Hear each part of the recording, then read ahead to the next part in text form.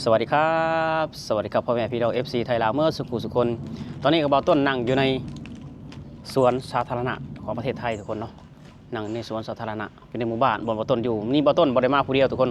บ่อต้นมากับแฟนบ่อต้นกับน้องมนต์เนาะทุกคนเนาะเพิ่นก็บ่ได้เฮ็ดงานเนาะมื้อนี้บ่ได้เฮ็ดงานเนาะมื้อนี้ว่าสิไปซอยเพิ่นอยู่ตอนแรกว่าสิไปซอยเพิ่นตอนแรงอืมมี FC พ่อแม่ลุงป้าน้าอาเพิ่นเป็นห่วงว่าท้องในจักเดือนละท้อง8 เดือนแล้ว8 เดือนหมอกำหนดคลอดมื้อใดเป็นข้อเดือน5เนาะเดือน5ที่16บ่แม่นเดือน5เดือน4เดือนหน้านี่เดือน4สงกรานต์น่ะเดือน5เดือน5เดือน5ไทยเดือน4สากลคือว่าง่ายก็คือว่าเดือน5บ้านเฮานะเดือน5ลาวแต่เดือน4สากลเนาะก็ประมาณวันที่16เนาะน้องมนต์เนาะวันที่16เมษายนหมอนัดเนาะก็ยังเหลืออีกมื้อนี้ก็วันที่20ก็เหลืออีก26มื้อได้นี่เหลืออีก26มื้อหมอนัดไปอีกทีมื้อใดบัดนี้วันที่27 27เดือนนี้แม่นเหลืออีก7มื้อก็ไปหาหมอแล้วบัดนี้แม่นโอ้แบบว่าใกล้เข้ามาเลยแบบว่าเพราะว่าเฮาก็ฮู้มือคลอดมือยังหมอนัดหมอยังเลยแบบว่ามีความวิตกกังวลบ่มีความตกกังวลอยู่คิดหลายอยู่เนาะคิดหลายแบบใดคิดหลายย้านเสียเงินบ่หรือจังไดบ่ย่านแบบว่าคลอดได้บ่จังซั่นหันนะย่านได้พาออกหันนะเอาพาออกกับสิเป็นหยังพาออกกับพาออกย้านเจ็บหรือจังไดย้านวิตกแบบใดแม่นอย่าเจ็บอ้าวก็ต้องเจ็บอยู่แล้วเนาะพี่น้องก็ต้องเจ็บอยู่แล้วพาออกก็เจ็บแป๊บเดียวเนาะถ้าว่าคลอดเองมันก็อาจสิปวดท้องเนาะปวดท้องนานแน่เบิ่งซั่นนะ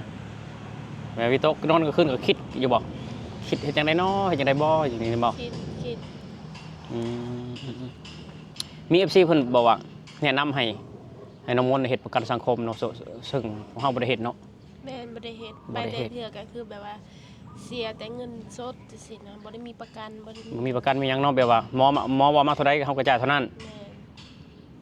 แม่น150 บาทหรือว่า200 300ก็แม่นจ่ายเนาะไปครั้งล่าสุดเสียจักบาทครั้งล่าสุดประมาณ 7-800หมอนัดเพราะว่าเดือนหนึงหมอนัด2เทื่อแล้วท้องใหญ่นี่เดือนนึงหมอนัด2เทื่อแม่นเดือนละ2เทื่อนึง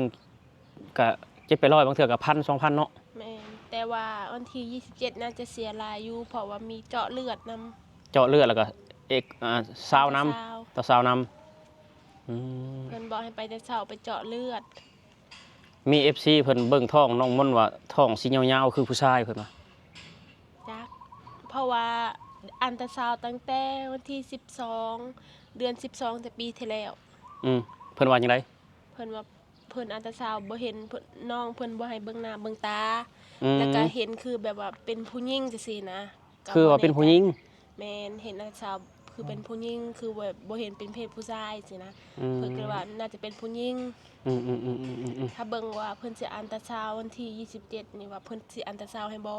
แต่เพิ่นบอกว่าครบ37สัปดาห์เพิ่นสิอัลตราซาวด์อีกเทื่อนึงเบิ่งอีกเทื่อนึง37สัปดาห์37สัปดาห์ก็เนาะ37สัปดาห์เพิ่นสิอัลตราซาวด์ให้เบิ่งอีกครั้งนึงเนาะในความคิดของเจ้าแบบว่าระหว่างผู้หญิงกับผู้ชายอยากได้หยังแห้งที่สุดนะได้ผู้หญิงเนาะอยากได้ผู้หญิงคันว่าเว้าเรื่องลูกก็เนาะทุกคนแบบว่าถ้าว่าเกิดเป็นผู้หญิงผู้ชายเฮาก็ฮักคือเก่าหั่นแหละแต่ว่าคนเฮามันต้องมีความอยากได้แม่นบ่มันต้องมีความอยากได้แต่มีความหวังว่าง่ายซะคือกันก็ซื้อเลขนั่นแหละถูก3โตก็ดีกว่าถูก2โตแต่มีความหวังคือกันทุกคนเนาะโอ้มี FC เพิ่นตั้งชื่อให้ลูกเจ้าละใดน้องใบบัวว่ะคือลูกไผน้องใบบัวจักเพิ่นแบบว่าเพิ่นแบบชื่อแบบน่าฮักนะเพิ่น FC เพิ่นตั้งให้น้องใบบัวว่ะเนาะเพิ่นตั้งชื่อให้หั่นนะแต่ว่าบ่ต้นก็มีชื่อแล้วทุกคนชื่อมีชื่อแล้วเว้ากันกับน้องมนต์ว่าลูกเฮาเกิดมาถ้าสิเป็นผู้หญิงชื่อน้องสายแนนเนาะทุกคนชื่อลิ้นน้องสายแนนเนาะชื่อเล่นของเพิ่นน่ะน้องสายแนนคือคนภาคกลางแล้วบ่คนกรุงเทพอาจสิบ่ฮู้จักเนาะทุกคนอาจสิบ่ฮู้จักว่าแม่นหยังคือสายแนนคือว่าบุพเพสันนิวาสนะบุพเพสันนิวาสแบบว่าอยู่คนละทิศคนละทางแต่ว่า มาพ่อมาพ้อกันทุกคนมาพบมาพ้อกันก็เลยแบบบ่ต้นว่าอย่าตั้งว่าน้องสายแนนเนาะถ้าห้องสั้นๆก็คือน้องแนนอะไรทุกคนเนาะบ่ต้นอยากตั้งชื่อแบบนี้แต่ว่า FC เพิ่นก็น้องใบบัวเนาะก็มีหลายๆคนเพิ่นเป็นห่วงเป็นใยได้น้องมนต์เป็นห่วงเป็นใยเพิ่นแบบว่าบ่ได้แบบว่ารังเกียจได้แบบว่าเฮาเป็นคนต่างดาวมาอาศัยอยู่ในประเทศไทยเพิ่นรังเกียจเพิ่นคอมเมนต์ให้มีแต่ให้กำลังใจเฮาได้มีแต่ให้กำลังใจเป็นห่วงเนาะเป็นห่วงอ่าคนท้องแล้วก็เป็นห่วงน้องสิคลอดมานะทุกคนเนาะก็ขอบคุณโยมวายเพิ่นแน่เฮ้ยขอบคุณครับผมเนาะที่เป็นห่วง เนาะ ที่เป็นห่วงแบบว่าเฮากะมาสู่งานแล้วก็อยากมีสมาชิกเนาะแล้วก็อยากให้น้องเฮียนอยู่ในนี่ทุกคนอยากให้น้องเฮียนอยู่ในประเทศไทยนี่บ่ต้นอยากให้ลูกบ่ต้นแบบว่าอ่านได้เขียนเป็นเนาะอยากให้ลูกบ่ต้นเป็นคนฉลาดถ้าว่าบ่ต้นเอาเมื่อให้แม่ยายบ่ต้นเลี้ยงนี่บ่เป็นหนังสือแน่นอนเพราะว่าอยู่ในหมู่บ้านของแม่ยายบ่ต้นก็มีแต่คนบ่เป็นหนังสือหลายทุกคนบ่เป็นหนังสือหลายเพราะฉะนั้นบ่ต้นก็สิทำงานอยู่ในประเทศไทยนี่ล่ะจนว่าพุ่นแหละได้สักพักพุ่นละทนได้สักพักพุ่นเลยอยากให้ลูกเขาเฮียนอยู่นี่เนาะทุกคนอย่างน้อยๆก็ให้ม.3 อยู่ในประเทศไทยซะให้ม.3 อยู่ในประเทศไทยถือว่าเก่งแล้วทุกคนเอาตัวรอดเนาะบ่ต้นความคิดของบ่ต้นแบบนี้แต่ว่าบ่ต้นก็อายุหลายแล้วทุกคนแบบอนาคตข้างหน้าก็จะเฮ็ดงานได้หรือบ่เนาะเฮ็ดงานได้ฮอดมื้อใดเนาะแต่ว่าบ่ต้นก็สิผลักดันให้ลูกบ่ต้นเฮียนอยู่ในนี่แต่ว่าบ่ต้นก็สิกลับไปกลับมาทุกคนเนาะสู่เพื่อให้ลูกได้เรียนหนังสืออยู่นี่ให้ได้บ่ต้นก็สิว่าอย่างนี้เนาะแล้วแต่ลูกว่าสิเฮ็ดฮอดขั้นใดเนาะทุกคนแต่ตอนนี้ก็วางแผนไว้คร่าวๆซะก่อนทุกคนเนาะเอาเถื่อเพิ่นก็ให้แม่เพิ่นทำงานอยู่นี่เนาะทุกคนบ่ต้นก็กลับไปกลับมาเนาะถ้าบ่ต้นสร้างบ้านแล้วบ่ต้นกลับไปกลับมาสินะทุกคนความคิดของบ่ต้นฮะเนาะทุกคนเพิ่นก็เป็นห่วงเป็นใยบ่ต้นเป็นห่วงเป็นใยน้องมนต์เนาะเพราะว่าพวกเฮานี่ก็คือว่ามาต่างถิ่นต่างแดนเนาะคือน้องมนต์เพิ่นก็ท้องคนแรกทุกคนเพิ่นก็ญาติแน่เป็นกังวลแน่เนาะแต่ว่าบ่ต้นก็อยากส้มเมียบ่ต้นอยู่อย่างหนึ่งทุกคนไปโรงพยาบาลผู้เดียวไปคนเดียวเนาะไปคนเดียวไปโรงพยาบาลอยู่ในประเทศไทยทุกคนก็ฮู้อยู่เนาะโรงพยาบาลในประเทศไทยหรูหรานะทุกคนมีลิฟต์มีลิฟต์มีห้องแอร์เนาะทุกคนมีบ่อนจ่ายยามีบ่อนเจาะเลือดมีหยังหลายๆอย่างเนาะแต่ว่าเพิ่นก็ยังมีความสามารถไปได้ทุกคนมีหมดจ่ายเงินอีหยังเพิ่นแบบเพิ่นบอกให้ไปมื้อใดก็ไปบ่ได้ฮู้พี่สังบ่ได้ฮู้พี่สังแต่ว่าเนาะแบบตอนนี้จนว่าเป็นเนาะแม่นจนว่าเป็นไปได้ผู้เดียวได้เลยแม่นทุกคนแบบว่าขนาดบ่ต้นเนี่ยมาอยู่ประเทศไทยโดนแล้วได้ทุกคนบ่ต้นก็ยังแบบว่าให้บ่ต้นไปโรงพยาบาลผู้เดียวบ่ต้นยังบ่กล้าน่ะรู้ลาน่ะทุกคนบ่แม่นคือโรงพยาบาลบ้านเฮาเด้โรงพยาบาลบ้านเฮามันก็บ่ได้มีแบบว่าห้องนั่นห้องนี้หลายแบบบ้านเพิ่นเนาะทุกคนบ้านเพิ่นก็คือว่านั่นแหละมีแยกแผนกแม่นแผนกมันเพราะว่าโรงพยาบาลบ้านเพิ่นเนาะประเทศเพิ่นมันก็จะเลื่อนไปอีกขั้นนึงหั่นนะเฮาก็เลยแบบว่าบ่อยากกล้าทุกคนบ่อยากกล้าย่านความเจริญย่านความหรูหราอลังการอะไรแต่ตอนไปแรกๆก็เขาแบบว่าถามผู้ใหญ่คนไทยพวกยายพวกยายแต่เพิ่นอายุ60 70จังซี่นะถามเพิ่นก็บอกบ่ฮู้เพิ่นก็ถามว่าเพิ่นถามว่าสิเฮ็ดหยังเพิ่นถามทำอะไรหนูก็บอกว่าหนูอยากจ่ายตังค์เพิ่นก็บอกว่าไปคิวนี่เด้อไปเอาบิลไปเอาคิวจังซี่นะแล้วก็ไปต่อคิวจ่ายเงินจังซี่คือว่าทุกคนอยู่ในสังคมไทยนี่เนาะสังคมไทยเนี่ยถ้าว่าเพิ่นเห็นคนท้องแบบนี้นะเพิ่นเห็นคนท้องแบบนี้นะเพิ่นให้ความสำคัญทุกคนเพิ่นให้ความสำคัญกับคนท้องผู้หญิงเด็กคนชราอยู่ในประเทศไทยแบบนี้ทุกคนเนาะอันนี้ถ้าเห็นท้องนี่บ่ว่าผู้หญิงผู้ชายนี่คนไทยเพิ่นได้เห็นนี่เพิ่นฮ้องคุณแม่เนาะคุณแม่เพิ่นบ่ได้ฮ้องว่าเอื้อยนั่นสาวนั่นสาวนี่คือคุณแม่อย่างเดียวซาบซึ้งน้ำใจบ่ทุกคนถ้าได้ยินคำนี้ซาบซึ้งน้ำใจบ่คุณแม่เนาะทุกคนคุณแม่คุณพ่ออยู่โรงพยาบาลถ้าเฮาไปเกี่ยวกับลูกเฮาถามอยู่คุณแม่รับอะไรไหมคะไปบ่แม่ค้าถามคุณแม่รับอะไรไหมคะแม่แบบเพิ่นเห็นเฮาท้องเนาะคุณแม่รับอะไรไหมคะแม่ ย่างไปตลาดตอนเช้านะเฮาเลาะซื้อกับข้าวกินหั่นเพิ่นเห็นข่อยย่างก็ถามคุณแม่เอาอะไรไหมคะรับอะไรไหมคะคุณแม่หาอะไรก็ถามว่าเฮาหาย่างในตลาดย่างแบบว่าคือแบบย่างเลาะซื่อๆบ่ฮู้แม่สิกินหั่นน่ะย่างคิดไปนำเลาะไปนำแบบว่ามีป้าคนนึงเนาะเพิ่นอยากฝากเสื้อผ้าเด็กแรกเกิดมาให้เนาะเพิ่นอยากฝากเสื้อผ้าเด็กแรกเกิดมาให้แต่ว่ายังเพิ่นก็ยังบ่ได้ส่งที่อยู่ให้เพิ่นเนาะทุกคนแต่ว่าอยู่ในห้องเฮาก็หลายเติบแล้วเนาะเพิ่นมีคนมาให้เนาะก็หลายเติบอยู่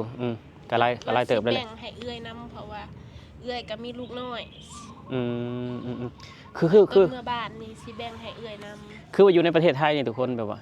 สุดเด็กน้อยมันยังนี่เพ้อเฮาบ่ได้ซื้อเนาะถ้าเฮาบ่ถือนะบ่ได้ซื้อเพราะว่าคนไทยเพิ่นเห็นเฮาท้องเพิ่นเอาให้ทุกคนบ่ว่าแต่หมอนที่นอนเนาะเพิ่นสนับสนุนว่าง่ายซะสนับสนุนคนท้องสนับสนุนเด็กน้อยทุกคนเพราะว่าประเทศไทยเพิ่นยึดหลักว่าเด็กน้อยในมื้อนี้คือผู้ใหญ่ในวันหน้าเด็กน้อยในมื้อนี้คืออนาคตของประเทศในมื้อหน้าเนาะเพิ่นถือแบบนี้ทุกคนประเทศไทยเพิ่นให้ความสำคัญกับเด็กน้อยไทยให้ความสำคัญกับคนท้องเนาะทุกคนแต่ขนาดบ่ต้นเป็นต่างดาวนี่ก็เพิ่นยังให้ความสำคัญได้ทุกคนให้ความสำคัญเพิ่นบ่ได้แบบว่ารังเกียจจังซั่นจังซี่บ่เนาะคือว่าแหละเนาะทุกคนเพิ่นแนะนำให้บ่ต้นไปเฮ็ดประกันบ่ต้นก็บ่ได้เฮ็ดเนาะประกันสังคมเนาะพวกเฮาก็คือว่าเสีย10 เต็ม 10เลยเนาะทุกคนก็บ่ต้นก็บ่เป็นหยังเนาะแบบว่าบ่ได้เฮ็ดประกันสังคมก็บ่เป็นหยังบ่ต้นก็ยินดีที่จะเสียเนาะทุกคนยินดีที่จะเสียเพราะว่าเฮาก็หาเงินได้เฮาก็ต้องรับผิดชอบตัวเฮาเองจังซี่นะแต่ว่าเพิ่นให้เฮามาทำงานเพิ่นให้เฮามาอาศัยอยู่ในประเทศไทยเพิ่นให้เฮาเข้าโรงพยาบาลฝั่งไทยนี่เฮาก็ภาคภูมิใจแล้วเนาะเพราะฉะนั้นเฮาต้องเสียเต็มเม็ดเต็มหน่วยเลยทุกคนก็แต่ภาคท้องมันนี่ก็หมดเกือบ 20,000 แล้วไปจังเนาะ20,000แล้วน่าจะ20,000แล้วทุกคนตั้งแต่ไปฝากท้องครั้งแรกมันนี่ก็สิหมดแล้วเนาะไล่ทั้งค่ารถกลับไปกลับมาหรือว่าค่ายุกค่ายาเนาะก็สิหมดอยู่ประมาณเกือบ 20,000เลยทุกคนเพราะว่าบ่ต้นก็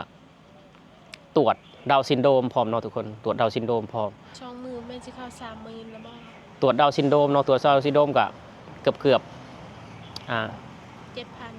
เพราะว่า6,000 7,000ประมาณนี้นะทุกคนเพราะว่าตรวจดาวน์ซินโดรมเนาะแต่ว่าแฟนของหมอต้นอายุ20เนาะทุกคนแต่ว่าความเสี่ยงดาวน์ซินโดรมมันมีน้อยแต่ว่าหมอต้นอยากตรวจเนาะอยากตรวจเพื่อความมั่นใจเนาะทุกคนเงินมันหาได้ถ้ามันเกิดผิดพลาดมาแล้วมันบ่สบายใจเพราะฉะนั้นแล้วหมอต้นก็เลยแบบว่าตกลงกับเมียว่าตรวจเนาะตรวจดาวน์ซินโดรมเนาะแท้จริงหันหมอเพิ่นแนะนำว่าตรวจก็ได้บ่ตรวจก็ได้แต่ว่าคันเฮาท้องขึ้นไปคันว่าสมมุติลูกเฮาเป็นจังซี่นะเฮาก็บ่อยากแบบว่าตั้งท้องฟรีจังซี่นะแบบว่าลูกเกิดมาบ่สมบูรณ์จังซี่ซ้ำกับแบบว่ามันบ่โอเคจังซี่นะก็เลยไปตรวจแบบว่าตรวจให้มันอันนั้นซะเนาะทุกคนตรวจด้วยความมั่นใจให้ความมั่นใจเนาะเงินพยาบาลเพิ่นก็แนะนำดีว่าตรวจก็ได้คันบ่มีเงินบ่ตรวจก็ได้คันว่าอยากสบายใจคันบ่อยากเสียใจภายหลังก็แนะนำให้ตรวจแต่ว่าคันบ่มีเงินก็บ่เป็นหยังบ่ตรวจก็ได้เพิ่นบ่ได้บังคับเพราะว่าแม่อายุยังน้อยทนความเสี่ยงของสิเป็นดาวน่ะก็มีน้อยเนาะแต่ว่าบ่ต้นก็เพื่อความสบายใจตรวจเนาะทุกคนตรวจเงินเฮาก็หาได้อยู่แล้วทุกคน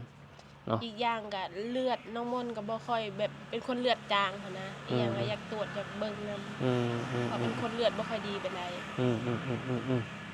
เอ้าเนาะทุกคนคลิปนี้ก็บ่ต้นกับน้องมนต์ก็อยากขอบบุญขอบคุณเนาะที่คอยเป็นห่วงคอยบอกคอยสอนเนาะทุกคนเนาะ